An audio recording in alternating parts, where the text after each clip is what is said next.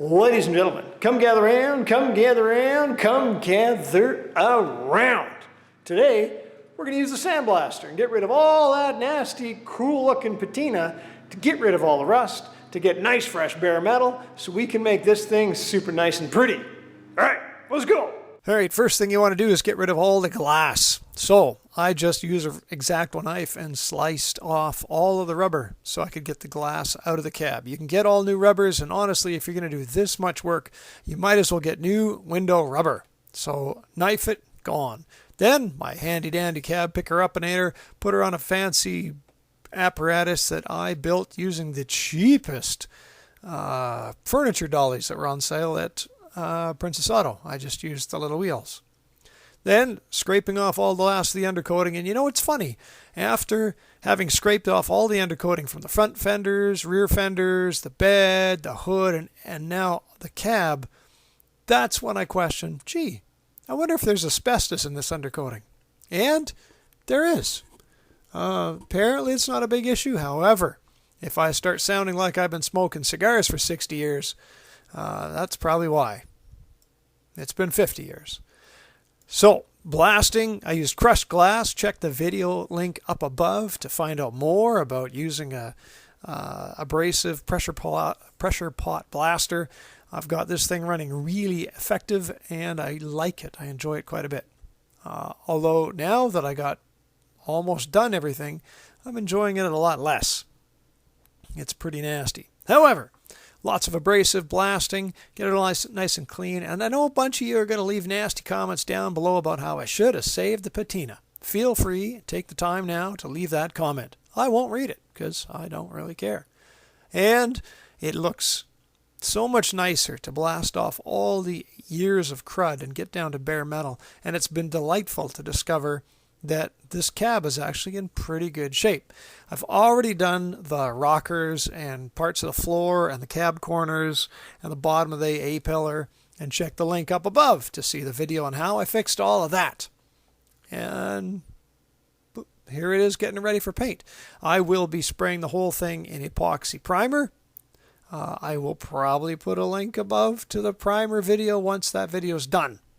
Or I have too many links, in which case there won't be. But whatever, check the playlist for the 61 Chevy Apache, and you can follow it all. Subscribe, ring the bell, leave a comment, and all that, blah, blah, blah. You can see here, the top edge of the windshield is actually really cherry. This is a common rust area for these vehicles, and this one is really nice. It's really solid, and I'm quite impressed. Getting all the stuff off the roof. You can get an industrial company to come and blast the whole cab and everything for you. I was quoted $1,800, upwards of $1,800 to do the whole thing, frame, fenders, inside, outside, upside down.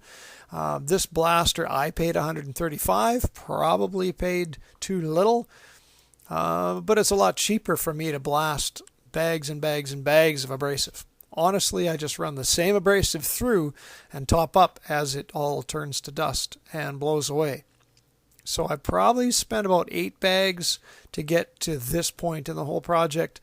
But I'd probably run the bag through like 6 or 7 times just to save a few pennies. An industrial blaster tends to be very high pressure and very high airflow, and it can potentially... I forget what the word is. It profiles the metal and creates more work for you in the long run. This is running 60 psi or less, because that's what my compressor seems to be happiest at, and a fairly small tip, and 30 to 60 grit abrasive.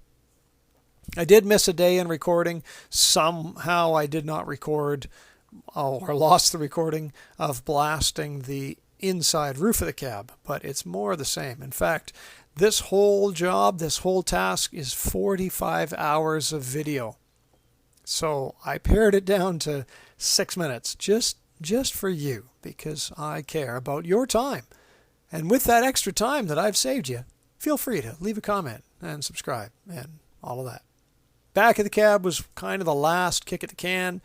By this point, I was having a hard time staying awake because my eyes would just start to droop and fall asleep. I've been blasting for so long. You're looking at 9 days of blasting, 45 hours, exhausting. This last video, I didn't have, I needed to flip this thing over and move it around, and I think part of the wood for the dolly that I'd made had broken.